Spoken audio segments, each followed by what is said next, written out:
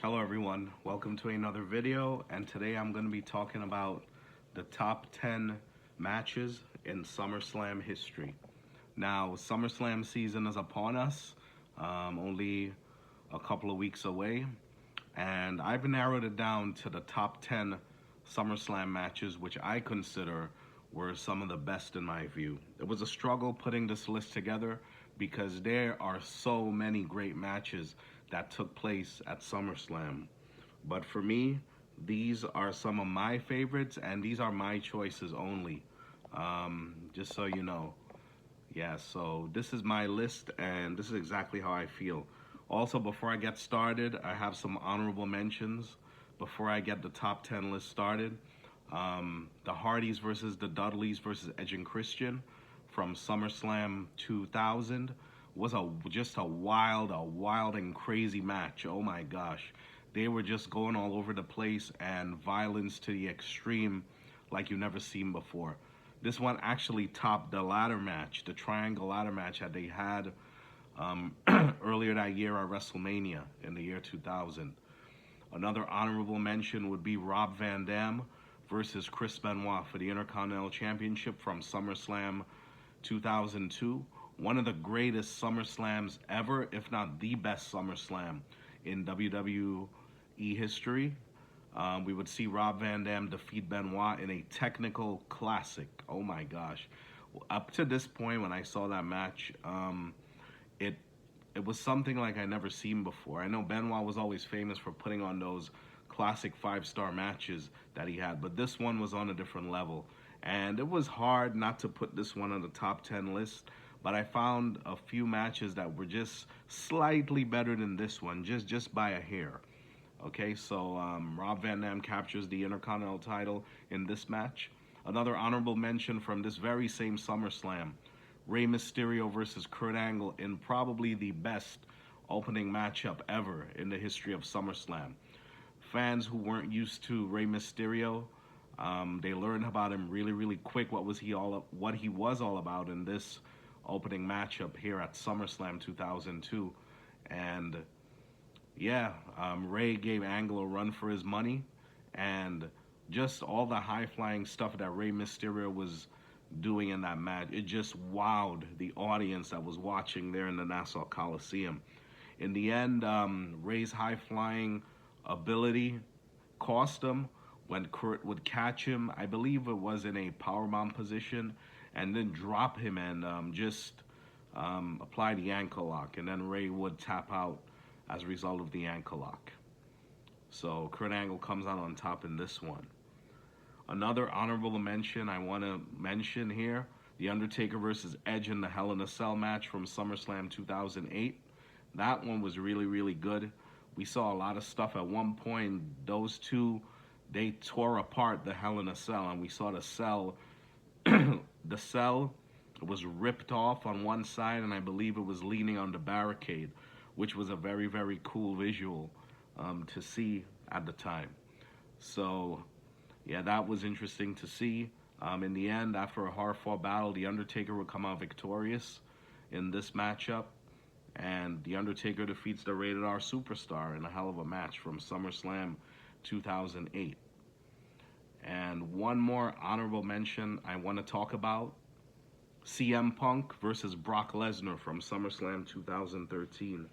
Oh my gosh, this match was incredible. Incredible. At this point in time, we saw Brock Lesnar was just taken to the limit in so many things, which he was not famous for. I should rephrase that. CM Punk took him to the limit. Up to that point, when Brock made his return, probably about a year earlier, he didn't have too many technical classics. But CM Punk made him work in this match, dare I say.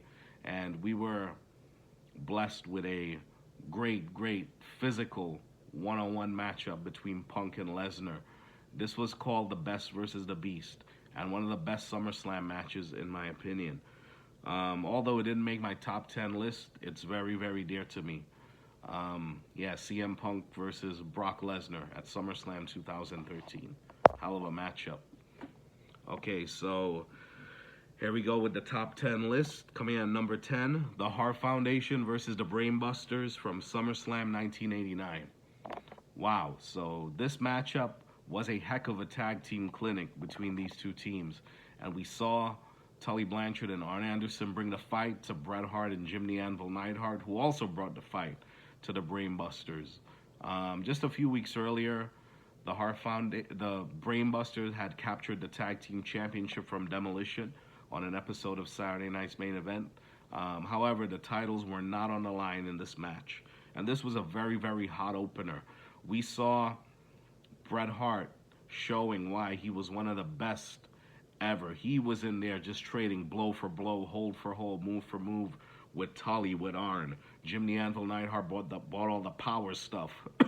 There was one point where Tully was punching Jim Neidhart with some shots to the jaw, and it wasn't phasing the Anvil. And then Anvil just nailed him with like a couple of forearms, and he went flying. Yeah, both teams did a wonderful job of selling the offense for one another, but in the end, we saw, I think it was Tully that jumped down, or Arn jumped down on Bret Hart from the top rope, delivered an elbow to the back of Bret, and then the other Buster would cover him for the win. Your winners of this matchup, Tully Blanchard and Arn Anderson, the tag team champions, the Brainbusters. Number 9, Stone Cold Steve Austin versus Kurt Angle from SummerSlam 2001. So, this matchup was wonderful. One of my favorite championship matches ever. At one point, this was a heel version of Austin, may I remind you. And this was the babyface version of Kurt Angle, who had just turned babyface not too long before this match. Anyway, what a match. Oh my gosh, Stone Cold was just vicious. He was just vicious in this match. He bloodied and busted open Kurt Angle, and we saw some very stiff shots to the jaw. Like this, he was just punching this man squarely in the jaw, and then he was just taking him and ramming his head into the ring post. And we saw him working on that open wound of Stone Cold. And I was like, oh my gosh, that is so brutal. It's so brutal, the way he was just like targeting that open wound. We saw Stone Cold in the matchup getting frustrated that he couldn't put Kurt away. I think he attempted 3 Stone Cold stunners, and he couldn't even get the victory. At some point, he started attacking the officials, just knocking them down, and Stone Cold stunnering. I think one of them took a Stone Cold stunner. And then in the end, when we thought Kurt Angle had the match won, we would see Nick Patrick, a WCW referee, come out while Angle had Austin in the ankle lock, and he would ring the bell and disqualify. He would signal for the bell ringing, disqualify Angle. And Angle was just incensed. This match ended on disqualification because Nick Patrick could have just signaled for the bell to ring and given the victory to Kurt Angle. But the story was WCW versus the WWF, and Stone Cold Steve Austin had defected to the WCW alliance, setting up this storyline, making Kurt Angle a babyface. The winner by disqualification, Kurt Angle, still the WWF champion, Stone Cold Steve Austin. Number 8, Kurt Angle taking on Brock Lesnar, defending the WWF title against Brock at SummerSlam 2003. Now here in this match, the roles were reversed. Kurt was the babyface and Brock was the heel. You rewind probably 5 months before at WrestleMania, Brock was the face and Angle was the heel. But I think this match told a better story because to me, Angle and Lesnar, Kurt comes off better as the babyface, being that he's a smaller guy and Brock is just a beast of a man. So to me, I like this match much better than the WrestleMania match. I mean, that's just the way I feel because of the role reversal thing. We saw a lot of chain wrestling, a lot of reversals, a lot of counters here. We saw Brock drop Kurt in a nasty F5, which kind of looked like Kurt landed on his neck, on his surgically repaired neck, which he had surgery on just a few months earlier. So with that, when he fell back, is like when he fell down to the mat, and he was hit with that F5 by Brock. The audience was just oohing and awing at that. The end came when Kurt had Brock in the ankle lock, and Vince McMahon came in, tried to assault Kurt with a steel chair, and we would think Brock would get the win, but it backfired. And somehow, miraculously, Kurt Angle gets the ankle lock on Brock, and Brock Lesnar taps out. Your winner and still the WWF champion, Kurt Angle. After the match, we saw Vince McMahon try to jump in there and attack Angle, and for his trouble, this was Vince McMahon's birthday, by the way, this very day of SummerSlam 2003, and Angle would just angle slam him with an angle slam onto the same steel chair that he tried to attack Kurt with. So your winner and still the champion, Kurt Angle. Number 7, the Hart Foundation versus Demolition in a 2 out of 3 falls for the Tag Team Championship at SummerSlam 1990. Wow, man, this match was incredible. The best match on that entire SummerSlam card. You take this match away from that entire SummerSlam card of 1990, I'm sorry to say it, but you won't have anything great on that card. A lot of the matches on this card was very short. We saw Texas Tornado defeat Mr. Perfect in 5 minutes to win the Intercontinental title. All the other matches got very little time. Dusty Rhodes and the Macho King, Randy Savage, I think got 2 or 3 minutes for the most in their matchup. But this was a solid 15-minute matchup here with the Harts and Demolition. The story was that Demolition had just turned heel, and they added a third member. Joining Axe and Smash would be Crush. And going into SummerSlam, they were playing the guessing game of which 2 members of Demolition would it be? Would it be Axe and Smash, Smash and Crush, Axe and Crush, or whichever combination it would be? And then we saw both teams. I believe Demolition got the first fall with the Demolition Decapitator down on Bret Hart. And then the second fall went to the Hart Foundation when Crush grabbed the referee in a pin attempt while I think Smash was attempted being pinned by Bret Hart or Jim the Anvil Neidhart. And then the second fall went to the Hart Foundation. So after this, eventually Axe would run down to the ring, hide underneath the ring, and then he would somehow sneak into the ring and anonymously become part of this match towards the blind side of the referee. And then here you see behind the referee's back, they throw Bret Hart out of the ring, and then you see Smash holding Bret and Axe just wailing away on Bret on the outside while Crush distracts the referee. This would cause the newly signed Road Warriors, Animal and Hawk, the Legion of Doom, to come out and interfere in this match. And wow, what a pop they got. And then they come in, they expose Axe hiding underneath the ring, and then they trip up Crush, who was climbing the ropes, and he trips and he falls back into the ring. And then Jim the Anvil Neidhart, on the ring apron, does a slingshot maneuver on Crush, and Bret Hart is down on his knees, and then Crush just falls over Bret. Bret does a rollover move, and 1, 2, 3, and that whole arena just exploded. Best match of the night. Bret Hart, Jim the Anvil Neidhart become the new tag team champions, defeating Demolition at SummerSlam 90. Number 6, The Rock versus Triple H in a ladder match for the Intercontinental title at SummerSlam 1998. Wow, man, this match is incredible. I always felt this match rivaled Razor Ramon and Shawn Michaels 4 years earlier in that very building in Madison Square Garden at WrestleMania 10. Wow, man, this match had it all. They were just going at it. We seen them using steel chairs on each other. We seen The Rock working over Triple H's knee, ramming his knee into the ladder. We seen Triple H just ramming the ladder into the Rock like as an offensive weapon. And they were just brutally like beating the piss out of each other in this matchup. The end would come, and that whole Madison Square Garden crowd was just loud for the entire thing. They were just loud from the beginning of the match till the end of the match. Unbelievable. The end came when Triple H was attempting to climb the ladder, and we saw Mark Henry, who was in The Rock's corner, throw powder into the eyes of Triple H, blinding him temporarily. And then when The Rock would go up to grab the title, we would see China, rest in peace, China, get up there and nail The Rock in the nuts with a low blow. And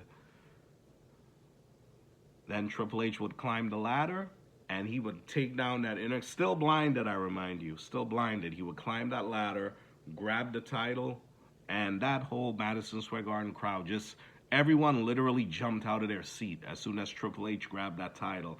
And that pop was tremendous. And then the other members of DX, Road Dogg, Billy Gunn, X-Pac, they all came out to celebrate. This was definitely a DX night. X-Pac in the night earlier had cut Jeff Jarrett's hair. The New Age Outlaws won the Tag Team Championship earlier in the night. And now the icing on the cake is Triple H capturing the Intercontinental Championship from The Rock in this classic match. Number 5, Shawn Michaels versus Triple H from SummerSlam 2002. This was listed as an unsanctioned match.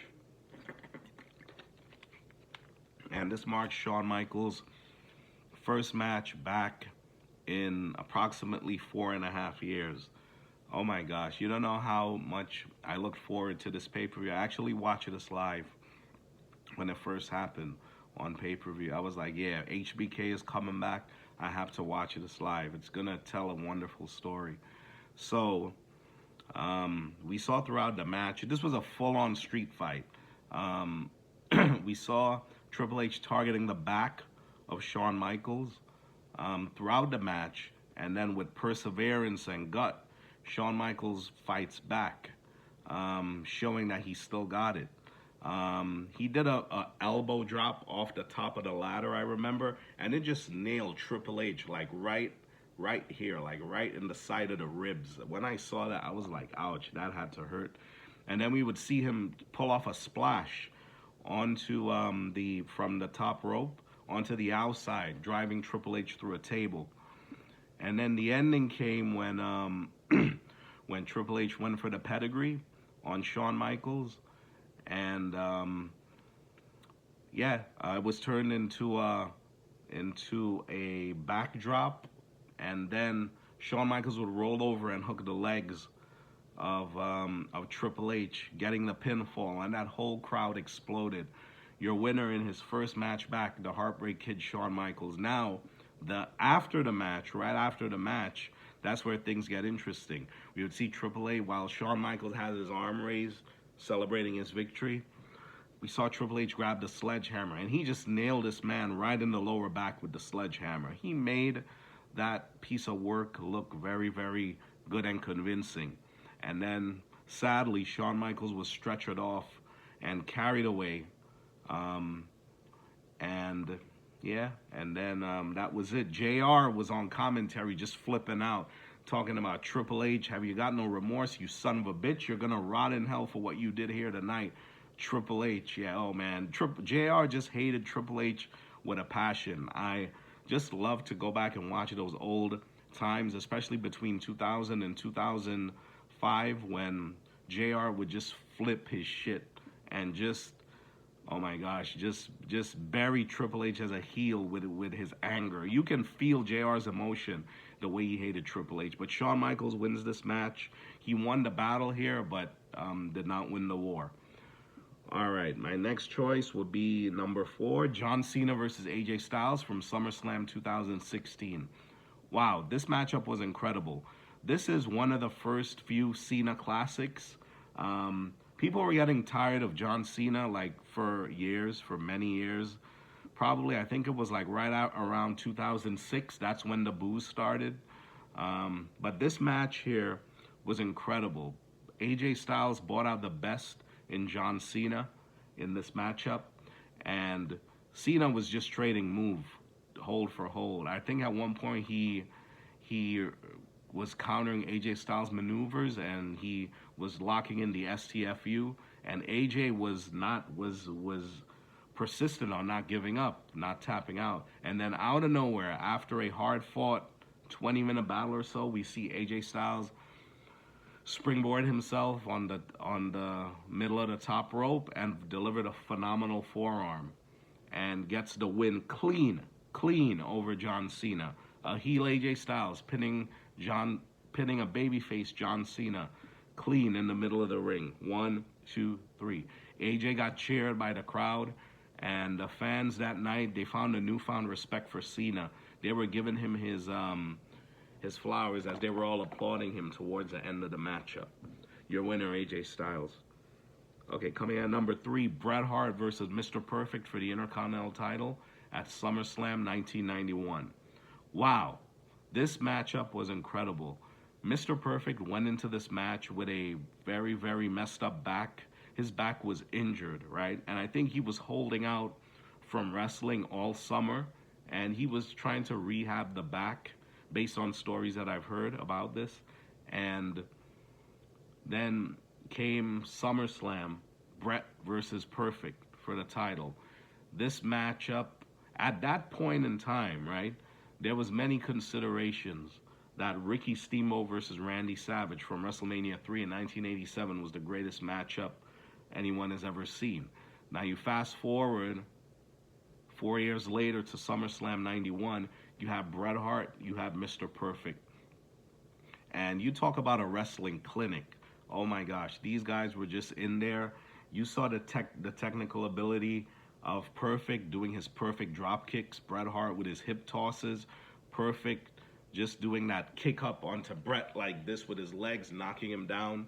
And then we saw all the Bret Hart moves in the match, the backbreaker, the elbow, the suplex, all those things. And they were just telling a wonderful story all throughout the matchup. Just move for move, hold for hold, and just matching each other as, you know, and anyone can match each other. This match was one of the best ever in SummerSlam history. The end came down when Perfect resorted to dirty tactics. Bret had him in a sleeper hold, and then I think he nailed him with a low blow, and the referee wasn't sure what happened. And then we saw Perfect doing some leg drops on Bret's midsection in the middle of the ring. And then Bret, after I think it was the third attempt, Bret just caught Perfect by the leg, and while laying flat on his back, he applied the sharpshooter, turned it around, and he just pulled Mr. Perfect back like this, and you saw Perfect telling the referee he can't take it anymore and submits right away. Mr. Perfect passes the torch to Bret the Hitman Hart in the SummerSlam Classic at SummerSlam 91. Number 2 would go to Bret Hart versus Owen Hart for the WWF title in a steel cage match at SummerSlam 1994. Wow. This matchup right here is probably the best cage match you will ever see. We saw all the members of the Hart family. Best cage match you will ever see without blood. And this was probably the only match I ever saw without blood, the only steel cage match. For me, the highlight of the match, by the way, before I say that, we had all the members of the Hart family surrounded by the ringside, the British Bulldog, Diana Smith, Stu Hart, Helen Hart, all the brothers, and Jim the Anvil Neidhart, who was sitting in the crowd as well. First off, let me say the highlight of this match was Bret Hart with that amazing superplex that he did off of the top of the cage. That is the highlight reel of this entire matchup here. At one point, we see Owen apply the sharpshooter on Bret, and Bret, being the master technician that he is, he reversed the sharpshooter, and he pulled back on Owen. He had the sharpshooter on for quite some time, and then Owen, eventually he lets go. They're just, we're just, in there, just pulling off this classic match. All the attempts to climb out of the cage was just phenomenal. At one point, we saw Owen Hart do a tremendous drop kick off the top of the cage. I think it was not exactly off the top, but somewhere. He was standing at a good, almost at the top. It might have been off of the top rope. He just jumped and he nailed Bret like squarely in the chest. And then I remember he would do a nip up and try to run and get out of the cage. and just the struggles that these guys were going through just to get each other. At one point, Brett was trying to pull Owen back by the head, and we saw Owen start biting the fingers of Brett. That just shows you how passionate this brother versus brother war was. And then the finish came when both men were struggling to get out of the top of the cage, and then they were both on their way climbing out, and then on the way down, Owen Hart gets hooked, and then Bret Hart, with the race between the two, as Owen got hooked, Bret jumped down, and he ended up being the winner of the match, and still the WWF champion. After the match, we saw Jim the Anvil Neidhart get up from ringside. He was sitting right behind the British Bulldog and Diana Smith, Bulldog's wife, that is. He would just come behind them and lay a vicious clothesline into Bulldog, knocking Bulldog and his wife, Diana, over the barricade. And then you would see Jim the Anvil Neidhart choke Bret on the outside and toss him back in the cage. And then him and Owen, they just did a number on Bret. They were just beating him. I remember they took off their shoe. They were beating Bret up with their shoe, and they were just pummeling him. The other members of the Hart family, and Anvil padlocked the cage, by the way. And then the other members of the Hart family, we saw Bruce Hart and a couple of the other brothers trying to climb up into the ring and go for the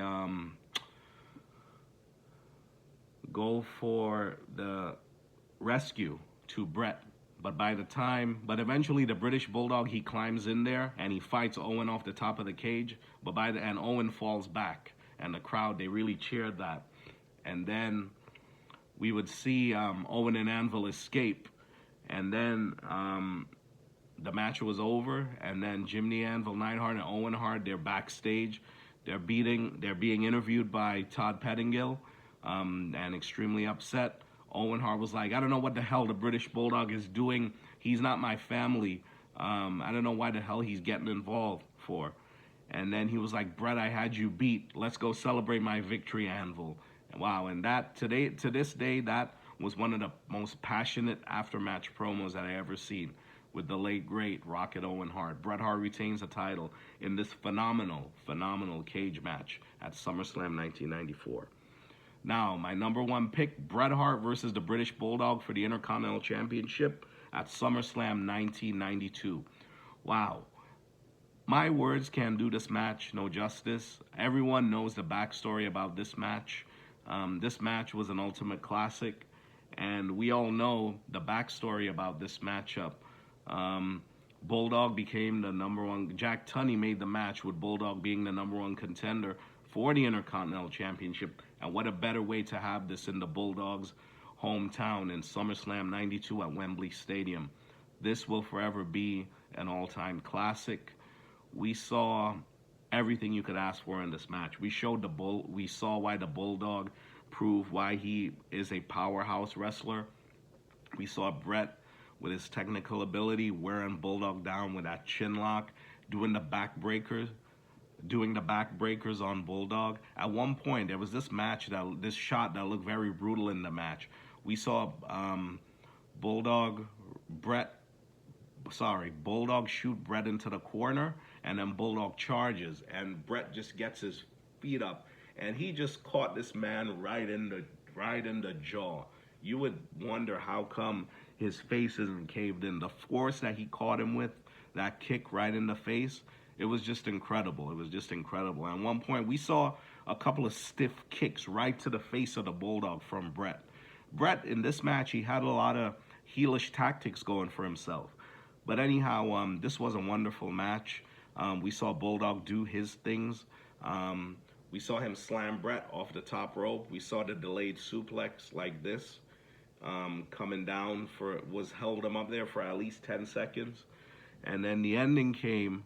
Bret also, again, for the second year in a row at SummerSlam, applies the sharpshooter while down on the mat on the British Bulldog. And he turns it over, stands up with Bulldog in the sharpshooter, and Bulldog refuses to quit and goes for the ropes. And then Bret, at that point, had no choice but to let go.